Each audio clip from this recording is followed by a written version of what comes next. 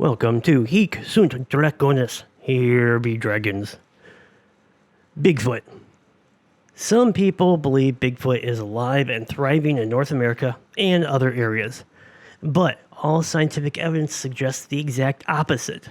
So today, we're going to take a look at Bigfoot and why the scientific method shows us that Bigfoot is currently not real. It could change. I find that possibility very, very slim. But in that scenario, then it would go from not real to real. Science doesn't accept maybe as an answer, unfortunately. First of all, I want to address a very common argument that comes with all pseudoscience: eyewitness accounts. People always claim, well, so many people have seen Bigfoot or have seen UFOs, etc., so they must be real. The problem is that eyewitness accounts are shockingly poor in reporting what actually happened. Eyewitness accounts rarely match up. They have a bad habit of changing as time progresses, and human memory has been shown time and again to simply not be reliable. Everyone has experienced a time when they remember something happening in a way that simply did not happen. Our brains aren't infallible. We store our own memories, which means we can alter those memories and convince ourselves they are real, even without realizing we are doing it. It is even easier to do when we do see something that we can't fully explain. We come across something strange. It might be a Bigfoot. It might be an elk, or it might be a weird bush. It's a dark night, our adrenaline is pumping, and we would love to find a Bigfoot. All of a sudden, we have clearly seen a Bigfoot coming to eat our soul, and that elk or bush just drifts away from memory. How many times has this been shown in court, where witnesses are absolutely sure they have seen something, but when confronted by evidence to the contrary, they take a step back and go, well, maybe I was wrong. And let's not forget how many people seem to have no issues at all with simply lying about what they saw in the hopes of receiving fame or money. This doesn't mean they are all fake or are all lying, but even a polygraph can't always detect if a person is lying, especially if they convince themselves that what they saw are true, which people are very capable of doing. Eyewitness accounts make great stories, but they don't make good science. They can help point us in a direction of finding actual physical evidence, but the scientific method does not allow for eyewitness accounts to be used as scientific evidence. As much as you might disagree with that aspect of the scientific method, it still doesn't change how science works. If we make concessions as to what was considered evidence every time we felt it was warranted, then science would not be compelling in any form. And this is something that pseudoscientists just don't grasp. And this is what separates a pseudoscientist from a real scientist. They are always more than willing to move that goalpost in terms of what is considered as scientific evidence as long as it supports their claim. A real scientist will reject evidence that doesn't fit the scientific process, regardless of how much they don't like the results. In fact, a good scientist won't like or dislike any results. They will be interested in all results, not that they want them to be. This is why science works and pseudoscience does not work. This is why we're pretty sure so far and currently Bigfoot does not exist, yet pseudoscientists are very sure it exists. Anyways, now that we got that out of the way, on to science, which is what we cover on this channel, not opinion or hopes or feelings. First of all, an interesting fact: primates, which include humans, did not originate in Africa. Primates originated in North America about 56 million years ago, when Earth was so warm that palm trees were growing in the Arctic Circle. Tihardina was a mouse-sized primate. The determination for Tihardina being a primate came down to dental records and the structures in the teeth and sockets, which are only found in primates. What happened to all the North American primates? We don't know, but that doesn't mean they went on to evolve into Bigfoot. First, to have an animal be real in the world of science, we have to have some real part of that animal. And as far as Bigfoot, there is nothing at all. There has never been any real biological evidence like bodies, bones, skin, hairs, fossils, or DNA. In cases where people claim to have that evidence, it is never subjected to actual scientific analysis that confirms that it truly is what it is claimed to be. When it is subjected, it has always been shown to be something different. And yes, over time, all evidence of creatures can get erased due to biological and geological processes, but not for currently living species, especially when so many people and groups are not just searching for Bigfoot, but all kinds of animals and hidden or lost ancient human civilizations and new plants and etc. People are looking for everything everywhere. They're bound to come across a Bigfoot. The argument is that Bigfoot is so rare and so few of them exist that they are able to hide. Yet that doesn't match biology. In order for a species to survive as long as Bigfoot has survived, you have to have enough of them to be able to breed and continue on as a species. Otherwise, a little disease or anything such as a drop in food that reduces the population just a bit would cause them to go extinct really, really fast. Also, if so many people see them, then why does no high quality or even mid quality photo or video evidence exist? I know people are going to claim tons of it exists, but no, a fuzzy picture where you say it could be a Bigfoot is not photographic evidence. And of course, they will bring up the Patterson film as an aha moment, a gotcha moment. But it doesn't prove or disprove anything. It simply is. And more recently, people have come forward and given signed statements claiming it was in fact a hoax. This includes the person that claims to have worn the suit and the man that made the suit. I will let you do the research yourself and make your own decision. I've posted links in the description to the source material, and I will say, the old man that claims to have been in the suit does walk very, very much like the Bigfoot in the video. Not that this is proof for or against anything, but it does make you question it.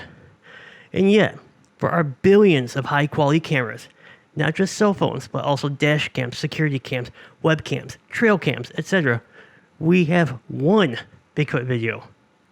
Only one. DNA evidence. So, DNA evidence has been researched in an attempt to prove or disprove Bigfoot. I don't mean a random person asking for DNA to be ran on furs. I'm talking about real scientific research that involved DNA testing. And interesting results did indeed come out of this research. Very interesting results. 37 hair samples submitted by people in the U.S., mostly from the Pacific Northwest, along with a few from Texas, California, and Arizona, along with Russia, India, Bhutan, Nepal, and Sumatra that claim they came from a Bigfoot or an area where Bigfoot has been seen, were subjected to rigorous DNA testing. Ultimately, 30 of these samples were able to be sequenced and analyzed. The other 7 just didn't have any genetic material left. It doesn't mean they got DNA but couldn't match it, as some people try to claim. The DNA research found that all 30 were complete matches with known species. The 18 U.S. samples came mostly from black bears, wolves, and coyotes, but some were found to match with raccoon, sheep, porcupine, horse, cow, deer, and even human, not part human. The 8 Russian hair samples purported to come from Almasty, a hominid believed to live in the Caucasus Mountains, also comes from bears, horses, cows, and raccoons, while alleged Yeti hairs collected in Nepal came from a goat-like animal known as a suro. The most interesting findings came from Ladakh, India, and Bhutan, both in the Himalayas.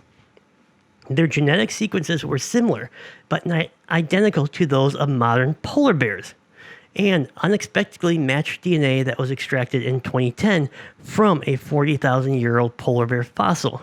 The hairs though, were brown and not clear like a polar bear's, because polar bear hair is clear, not white. This suggests that it may be evidence of a previously unknown type of brown bear that descended from polar bears, or perhaps even a brown bear polar bear hybrid. Similar grizzly polar bear hybrids have been found in Canada, but polar bears aren't known to live anywhere near the Himalayas, and we've never before seen a brown polar bear hybrid. So, while looking for Bigfoot using DNA, we actually found real evidence of a new hybrid species of bear, yet no Bigfoot. Figure that one out. Now, Bigfoot believers will try to point to the Travel Channel, claiming they have primate DNA, which they found while looking for Bigfoot. But that isn't really what they have. The team collected soil samples from under different structures and sent them to the UCLA California Environmental DNA Program for analysis. Environmental DNA, or eDNA, is genetic material naturally left behind by animals in the environment. Analysis of the samples generates a snapshot of whatever animals or creatures might be living in that area. It isn't actual DNA evidence. According to Ramos, the eDNA program project manager, analysis of the samples indicates another primate other than humans was in the area. Ramos said the DNA seemed to come from a species of chimpanzee that would not normally be seen in the rural hillsides of Kentucky. It's been a real head-scratcher, she said. It's important to note that the higher the detection, the more confidence we can say that whatever organism, whatever taxonomy we're looking at was apparent in the area. And in this case, we're looking at the pan genus, or the chimpanzee genus. There's over 3,000 reads. Now, that discovery is significant because it's based in science, not on lore or legend. Now, a Bigfoot believer is going to say, chimpanzee DNA, we have proof of Bigfoot. However, a scientist says, well, it might be chimpanzee DNA, and it is important to note that so far, this has not been peer-reviewed. At least I can't find it, which means it could very well be a mistake. Also, this does not say Bigfoot or some primate. It is very specific to pangenus, or chimpanzee, a very high detection for chimpanzee, which means a chimpanzee or a bonobo, not a different primate. And Bigfoot is not in the pangenus. We can tell the difference between a human and a chimp with eDNA. We can tell the difference between Bigfoot and a chimp also. And descriptions claim Bigfoot is a very different creature. Independent samples also have not been taken and analyzed, so we don't even have any type of evidence to say that the sample wasn't tampered with in any way. And this is a TV show that makes money by getting viewers. It is not an actual scientific research team. Therefore, this eDNA study doesn't prove anything about Bigfoot. At most, if it gets peer-reviewed and independently tested, it proves that someone lost a pet chimp or bonobo in the area or took one for a walk recently. So, given the amount of people looking for Bigfoot, the amount of technology we have to use on this hunt, and all of the technology that is not looking for Bigfoot, but more than capable of detecting it, we have no evidence.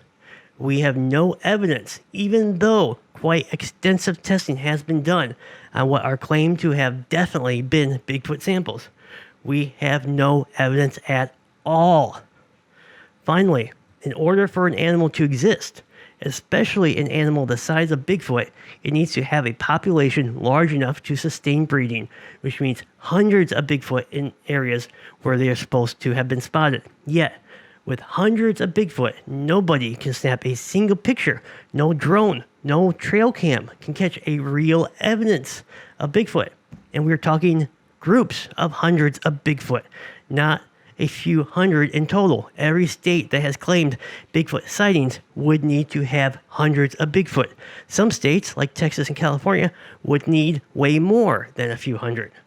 And the idea that we have tons of pristine, untouched lands in North America is false. We have been everywhere and documented every inch of the land in North America. We have park rangers, hunters, hikers, and etc. that head into remote areas for many different reasons, and none have gotten a clear photo or found a piece of Bigfoot or even some Bigfoot poo. Where is all the Bigfoot poop? They have to poop, don't they? They can't be hiding all of their poo, right? Bigfoot also needs to fit into the ecology of the area, meaning it has to eat something. Primate specialists, along with ecology specialists, have repeatedly researched areas where Bigfoot is claimed to exist, and the food required to support large primates does not exist. How do we know? Because we have studied all kinds of primates extensively, just because they are so human-like. So, is Bigfoot real? So far, science says no. Science also says that it is very unlikely, and that it most likely does not exist. At the same time, anyone hunting Bigfoot is violating the scientific method and guaranteeing bias in the results. They need to go investigate just what lives in an area and see what the results show, not try to find evidence that proves Bigfoot exists. This is why real scientists investigating Bigfoot found a new hybrid species of bear. They weren't discounting everything that didn't agree with Bigfoot exists. So, why do so many people believe?